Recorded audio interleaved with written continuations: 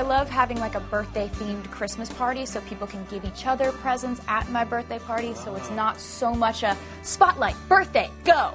Right. Especially with a 21st birthday, when people are like, you know, what's she gonna do? I didn't want it to be like a crazy club thing, or like, I just wanted to be very me. And the me thing to do would be to have a Christmas birthday party.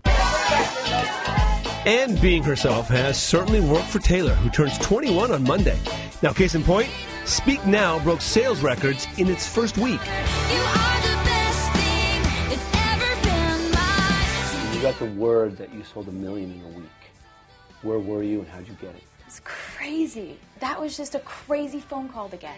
To have the phone call with my mom and my dad on the phone, and my record label president say, "Well, I guess you're my $1 million baby." And I was like, "Are you talking in code? Like, are you saying what I think that you're saying? Because if you're saying that, then I am gonna need a minute." How were mom and dad?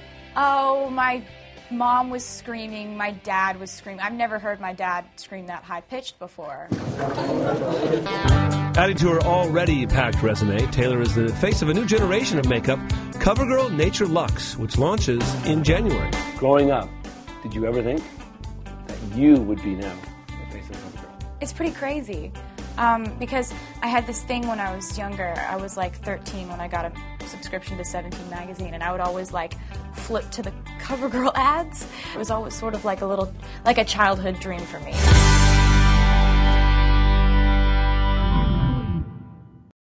You make an album, you put together songs, you write them, you put the instruments behind them, and that album is nothing without the fans deciding that they want to apply those songs to their life.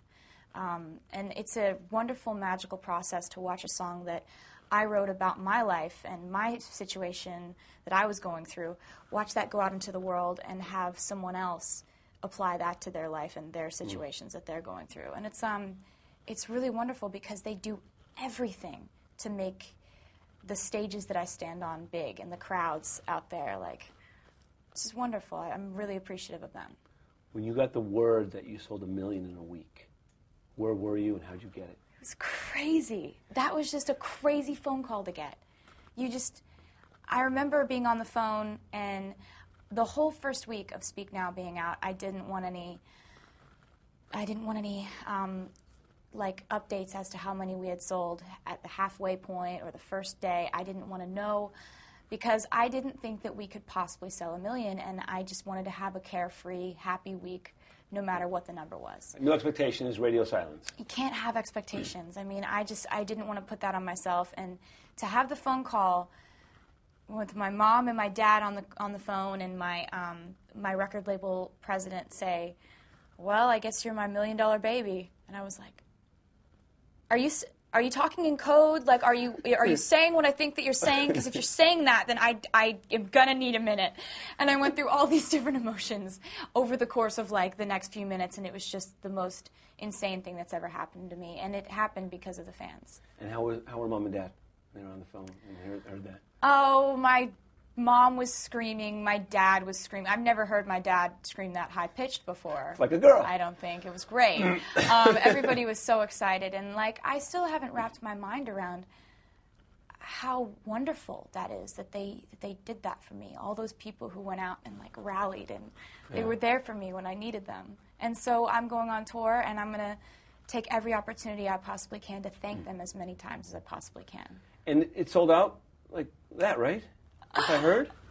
I'm so excited about that. I'm so excited about the first shows selling out really fast. And that's all the fans, you know? Yeah.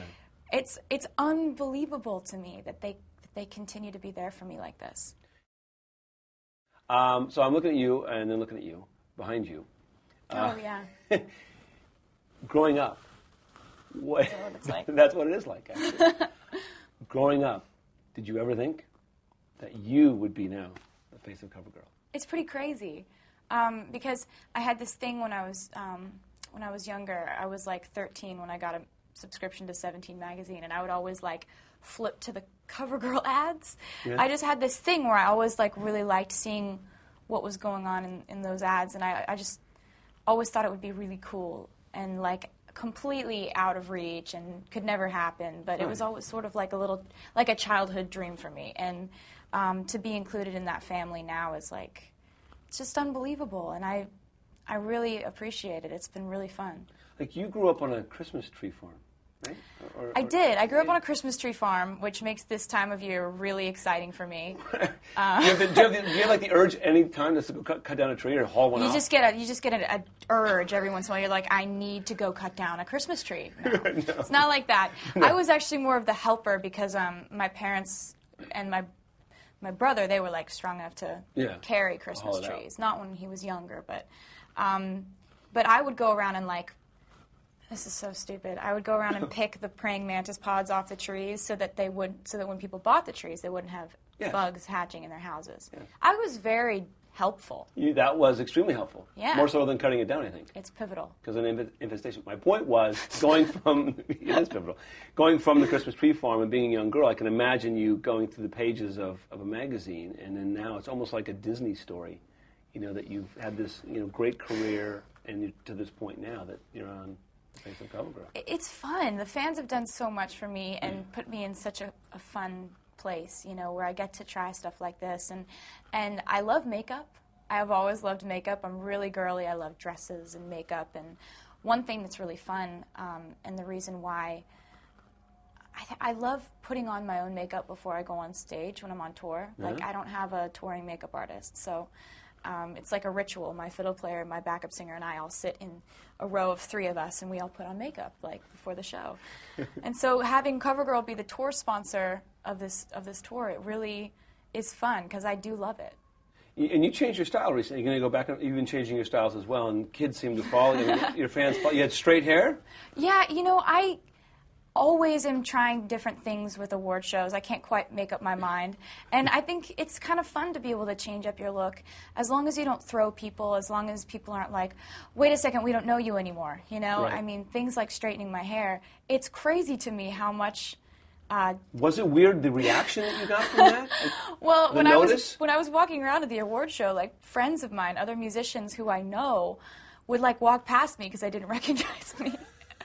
And I'm like, is it really that different? I mean, and then afterward, the response was really, really nice. I loved that people, I don't know, just paid attention that much. Wow, you're not even 21. You're turning 21 in a month or something? I'm turning 21 on December 13th. So, do you get kind of gypped? Well, I've always kind of looked on the bright side of having a Christmas birthday because, I mean, I'm really more about, I'm not trying to I like giving presents more than I like getting them because I never know what to say when people are like, "What do you want for Christmas?" And I get all confused and I'm like, "I don't know," and like there's all this pressure. What do you want? I don't know. And so I love having like a birthday themed Christmas party so people can give each other presents at my birthday party. So it's not so much a spotlight birthday go. Right. Especially with a 21st birthday when people are like, what's she going to do? They're going to kidnap you, take you to Vegas on a crazy, Yeah, and I didn't want it to be like a crazy club thing or I just want it to be very me. And the me thing to do would be to have a Christmas birthday party.